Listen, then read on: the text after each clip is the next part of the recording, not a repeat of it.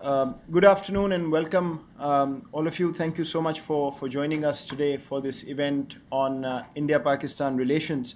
And special welcome to those of you who are tuning in online to our webcast. My name is Moeed Yusuf. I work on Pakistan issues at the Institute. I just wanted to take a couple of minutes and introduce our program before I hand it over to our Executive Vice President to introduce Congressman McDermott. USIP's Pakistan program is multifaceted and it extends beyond research-based analysis, which we do regularly. But we have got a lot of programmatic activities, which is part of our mandate at USIP. Our research feeds directly into our projects on the ground in Pakistan. And we, for instance, one of our projects at this point, we conduct trainings of conflict management facilitators, people who go out in communities and take on dispute resolution across Pakistan. We've been doing this since 2009 and have been seeing positive results come out of that. We are also facilitating and promoting dialogues between communities, fractured communities in conflict-ridden zones in Pakistan, as well as high-level policy track 2 dialogues between Pakistan and India. There are at least 2 that we are supporting at this point. We're also involved in projects which aim to counter extremist narratives and in peace education activities. We've had recently a rather unique achievement. We produced a textbook on peace education, which is now being taken up by the Islamic seminaries, the madrasas in Pakistan. And the textbook has been written by scholars from across various sects in Pakistan. So that's one of the examples of our actual programmatic work where the madaris are now actually using some of the textbooks that we've produced. We're also getting involved in media to inject content on peace building and counter extremism in Pakistan. We've got a fairly large grants program which supports civil society organizations who are working in areas which are priorities for USIP.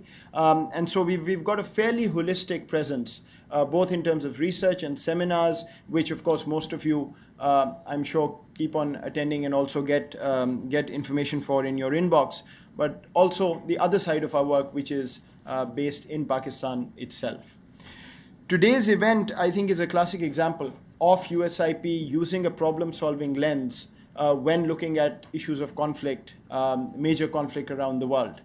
We try and address the how-to rather than what has happened in the past questions, as you'll see from our panelists today. Also, I think this is an example of USIP developing synergies and bringing back people who are part of policy and programmatic work between Pakistan and India. 2 of our panelists, Ambassador Lalit Man Singh and Ambassador Shamshad Ahmed, both former foreign secretaries from India and Pakistan respectively, are part of something called the Ottawa Dialogue, which is a senior level track 2 process that USIP is supporting between the 2 countries. And we just had a very productive meeting last week of that process. This particular event, of course, focuses on a critical issue, the Pakistan-India conflict, which has been there for the past 63 years. And while we've focused much on Afghanistan in the past decade in this town, I think there's hardly anybody who believes that US interests in South Asia can be achieved or stability can come to the region unless Pakistan and India are able to normalize their relationship. And thus I'm pleased that we are here focusing on this issue and have an eminent list of speakers who are going to be speaking to us today. Not only experts in the subject, but also practitioners who spent a lifetime dealing with this issue. Very quickly, just let me run through the sequence of what follows. We'll have an introductory keynote by Congressman Jim McDermott, who will be introduced shortly.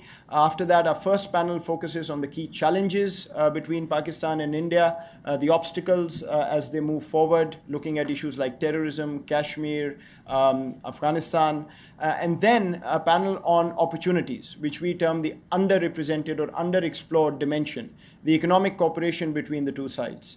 And what better day to talk about this than when a Pakistani official today has reportedly stated at a SARC meeting that Pakistan has agreed to provide India the most favored nation status, which is one of the biggest obstacles in the economic cooperation. So without further ado, I want to pass it on to our Executive Vice President, Tara Sonnenschein, to introduce the Congressman.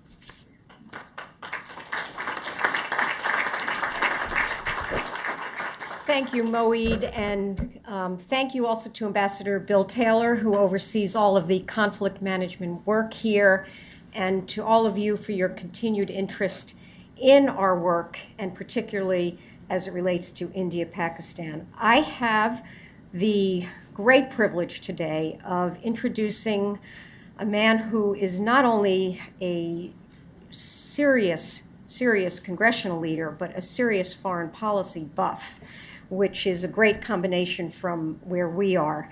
Congressman McDermott is serving his 12th term in the U.S. House of Representatives.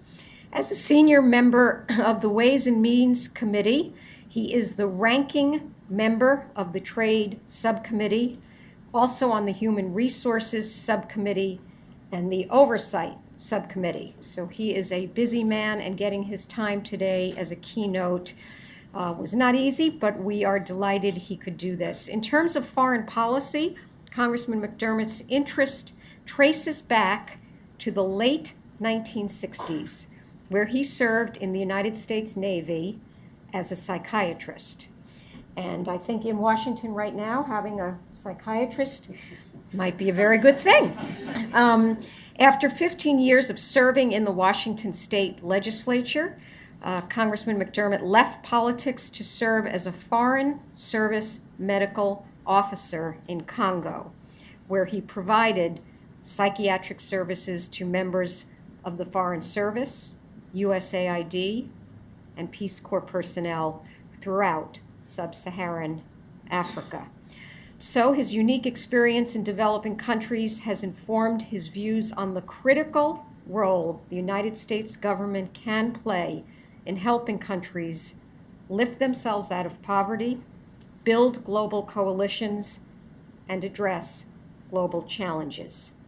Congressman McDermott has traveled widely, as all of you know, throughout South Asia, having visited every state in India and traveled to Pakistan on several occasions.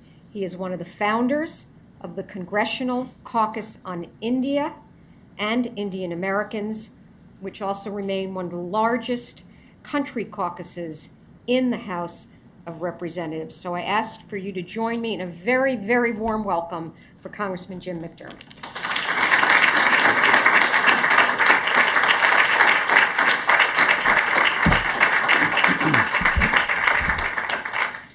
Thank you very much. I will start by using a mechanism they used at the United Nations. All protocols having been observed, we welcome all of you here, rather than going down the row here with all the folks who are here. It's a real pleasure to be invited to speak here on something related to normalization of India and Pakistan relations. I was sitting, it just came to me while I was sitting here. I've actually been on a trip with David Bonnier. One day we were sitting on the floor of the House, and he said, I know about Pakistan, you know about India. Why don't we go over there so you can figure out how to fix Kashmir?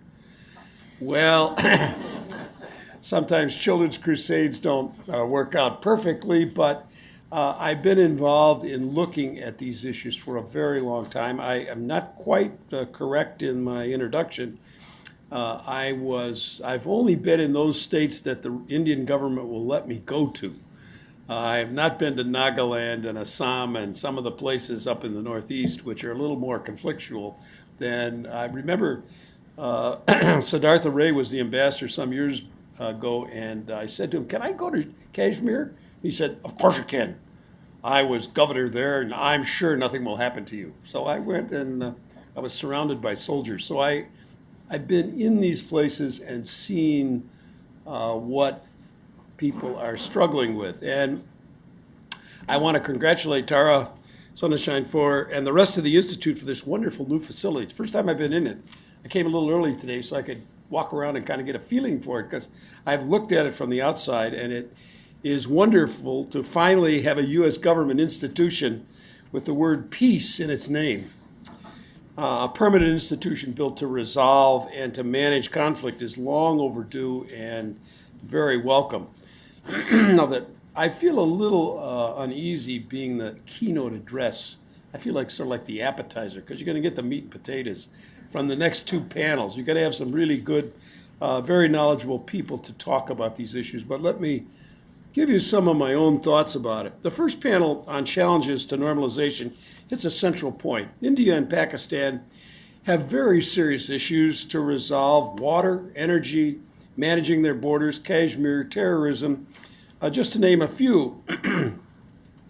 How these countries manage these in the 21st century, in my view, is going to be central to what happens in the world. If you come to my office, you'll find India's right there on the wall, and Pakistan and Turkmenistan and the stands and Burma and all the rest, and all the way to Iran. That part of the world, in my view, is where the focus of an awful lot of what happens in the next 100 years is going to be. And how it resolves between Pakistan and India is really kind of central to that. Now, when I think about conflict and confrontation, it seems to me from a psychiatric point, it becomes almost habitual sometimes, the kind of relationship we have with one another. Generals are often fighting the last war, and some of the biggest problem is to get people to really think, as you're trying to do today, about where we can go from here. Part of the challenge on both sides is that hardliners on both sides have dug in after looking at 3 wars and a very troubled history. And for generations, and quite frankly, it can be hard to turn from any position that you've defended for so long. When you get sort of ground in, it's really hard to get people to come up out of the ruts and start talking about another way to think. Now, the first step, it seems to me, always has to be talking. And I think the Pakistanis and the Indians deserve a lot of credit for doing that. They've pushed through cycles of engagement, crisis, and re-engagement, often over loud protests from the folks back home. And I can't emphasize how important it is to keep people at the table. I don't think you can resolve anything by setting preconditions and saying, well, we don't get those, why we're not coming to the table. You come to the table, everything's on the table, it has to be there, and I think that's the only way. I remember a story about President Eisenhower, who probably put it best about his frustrations of talking with Nikita Khrushchev. He said, quote, "The basis of mistrust was not suspicion of Mr. Khrushchev. It was a problem of national psychology and popular feeling." And he went on to talk about the fact that every time he talked to Khrushchev, he was really talking to the people behind him. And when Khrushchev talked to him, he was talking to the people behind him. So that although they could have resolved things themselves, it was very hard in a political atmosphere to actually have an open conversation in which you talk about the problems and what are the reasonable ways out of it. Now, some of you may know I have many Indian friends and many Pakistani friends dating back to the 91, as you heard, when I founded the caucus on India. I went there originally to look at the AIDS epidemic because I'd just come from Africa. I'd been in every country south of the equator, 26 embassies, and seen the epidemic and what was happening. And I said to the speaker when I got there, you're going to have a real problem in the world because of this epidemic. And he gave me really essentially a free pass to go. And the first country I went to was Thailand and then to India in 91. And it struck me when I got there, there were no Americans, there were no American businesses. Then I talked to the ambassador and he said, you should go home and start an India caucus because things are changing here. This is right after the wall fell and the Indians were disengaging themselves from the Soviets, and the Pakistanis were our good close buddies, and it was a very tumultuous time. And so it was a very interesting time to come in and see, and I now have watched India go from 1990 to 2011, and the changes there are remarkable. what Manmohan Singh did as the finance minister, and now I think he will go down in history as being one of the most important Indian politicians that ever was in the country. And I think the things he's been able to do have been really remarkable. Now, the dialogue between the countries has gone on, and it's had its fits and starts, and certainly Vajpayee was, Prime Minister Vajpayee was one. There were many who've been back and forth in this thing trying to get it going.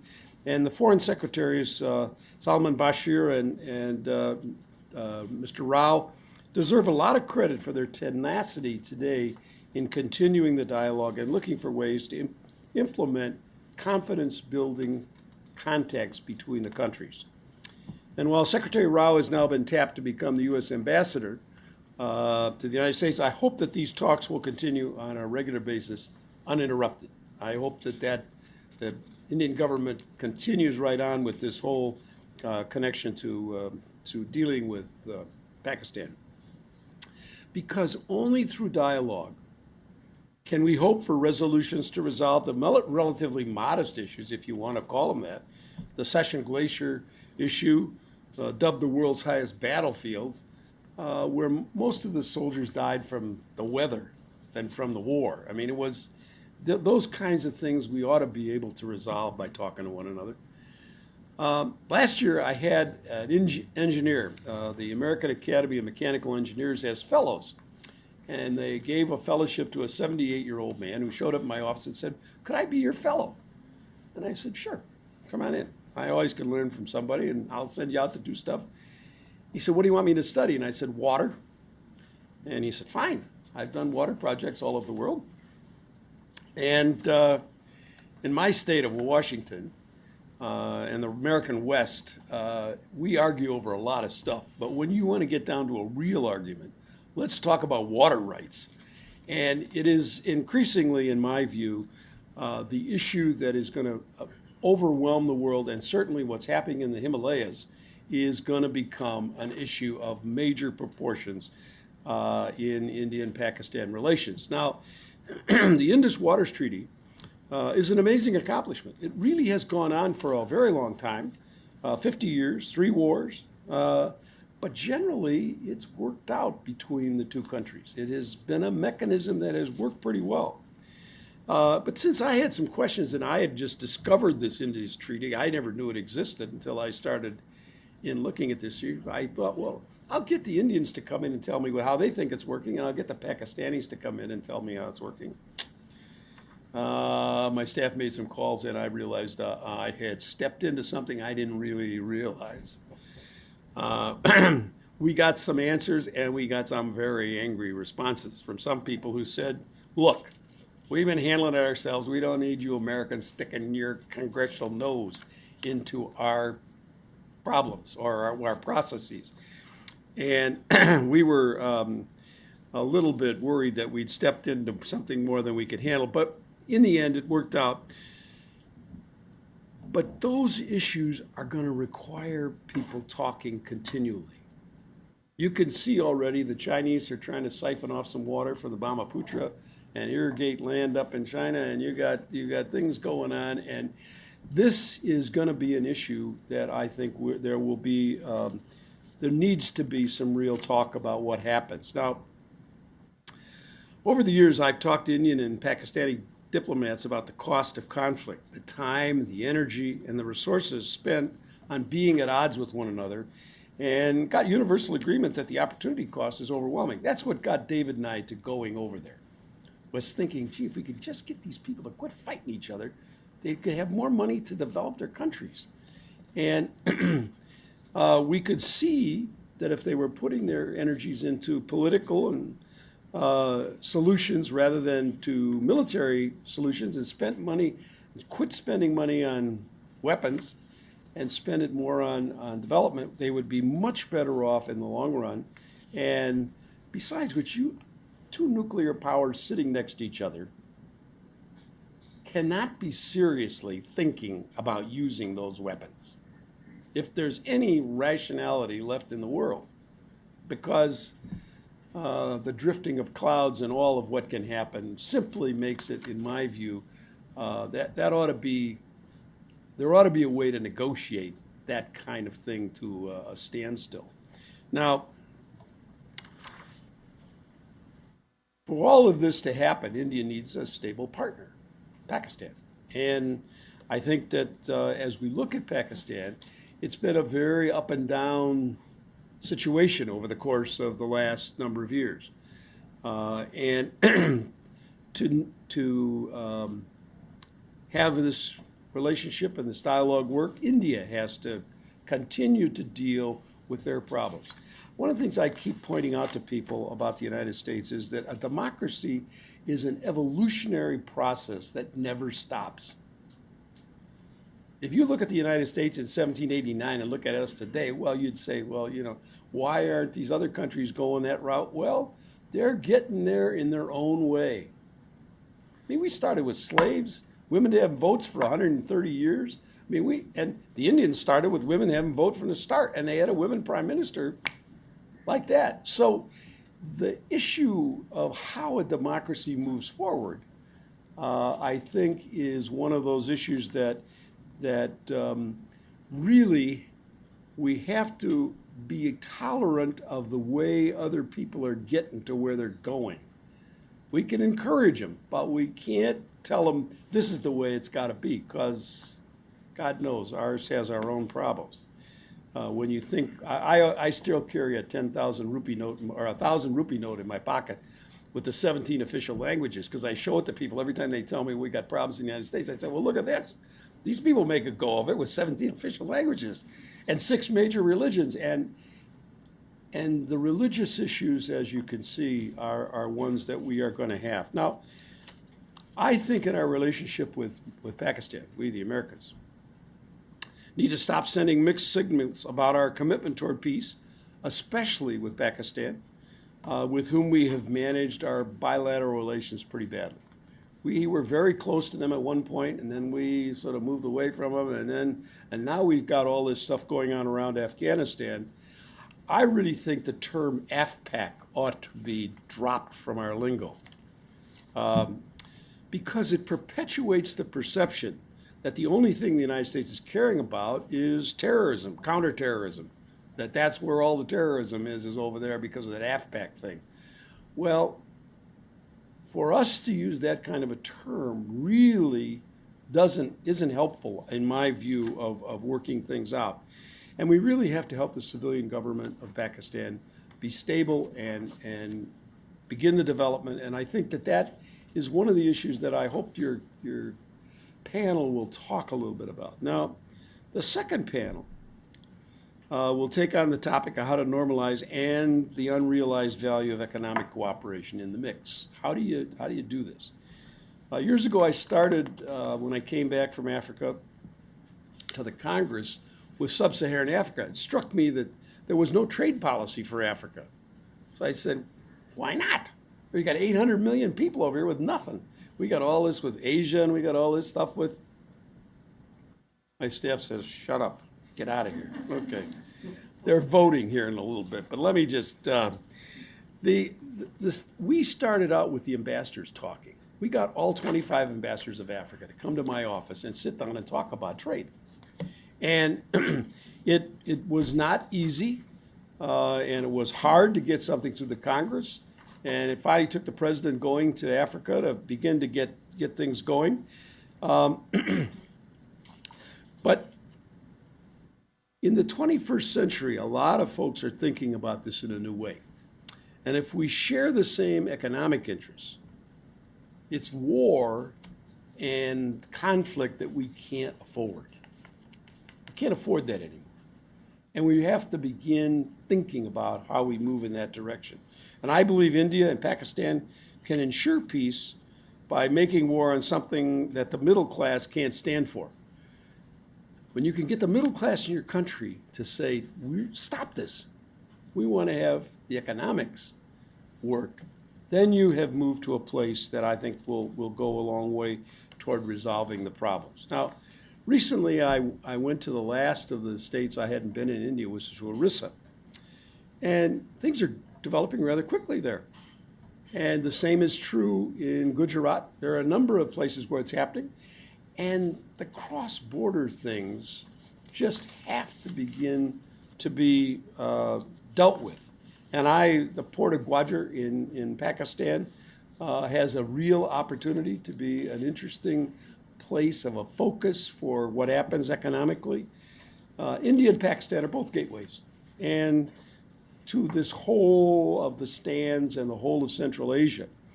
And I've been a fan of building the pipeline from Gwadar up through Pakistan and Afghanistan up to Turkmenistan and bring all that gas down. It's tough. How you'll keep it safe enough to have a pipeline? How wide will the path be that you got to protect? The pipeline is estimated to cost $7.6 billion, and there people are talking about signing an agreement to be done by 2016. All of this is possible if people are talking to one another. And I want to go to one last thing that I discovered in looking at this, which I hadn't known about, and that's this whole business of fishermen. Fishermen go out from the coasts of India and Pakistan, and who knows where the border is, right? So you fall over the border on this side and you get into trouble and you go to jail, and you fall over the border on this side. Those kinds of things people have been spending months and years in jail. Poor fishermen. Those kinds of things can be resolved by talking. And I personally think that the way forward is on an incremental basis of finding things where, in the terms of the guys from Harvard, the getting to yes, something that you agree on, something I agree on. If we agree on it, then how do we get to where we want to go? And it's possible to do if people are talking. And that's what's really exciting about seeing all of you here today. And I am going to go run and vote in the House of Representatives. Thank you.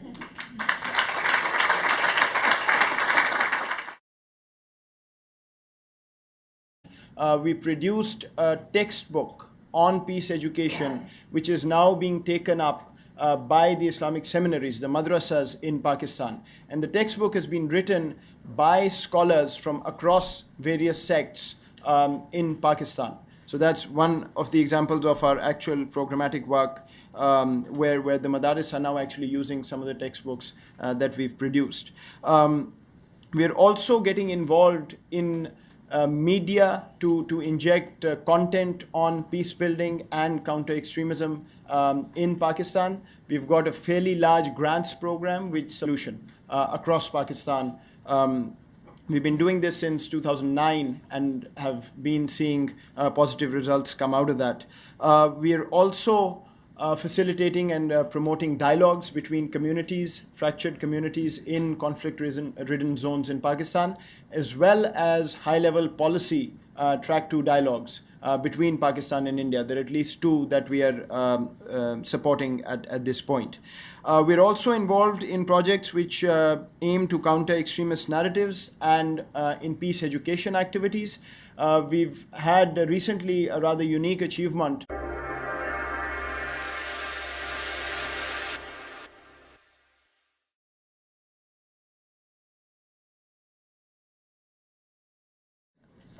Good afternoon and welcome, all of you. Thank you so much for joining us today for this event on India-Pakistan relations. And special welcome to those of you who are tuning in online to our webcast. My name is Moeed Yusuf. I work on Pakistan issues at the Institute. I just wanted to take a couple of minutes and introduce our program before I hand it over to our Executive Vice President to introduce Congressman McDermott. Supports civil society organizations who are working in areas which are priorities for USIP. And so we've got a fairly holistic presence, both in terms of research and seminars, which of course most of you, I'm sure, keep on attending and also get information for in your inbox, but also the other side of our work, which is based in Pakistan itself. Today's event, I think, is a classic example of USIP using a problem-solving lens when looking at issues of conflict, major conflict around the world. We try and address the how-to rather than what has happened in the past. USIP's Pakistan program is multifaceted, and it extends beyond research-based analysis, which we do regularly. But we have got a lot of programmatic activities, which is part of our mandate at USIP. Our research feeds directly into our projects on the ground in Pakistan. And we, for instance, one of our projects at this point, we conduct trainings of conflict management facilitators, people who go out in communities and take on dispute resolution.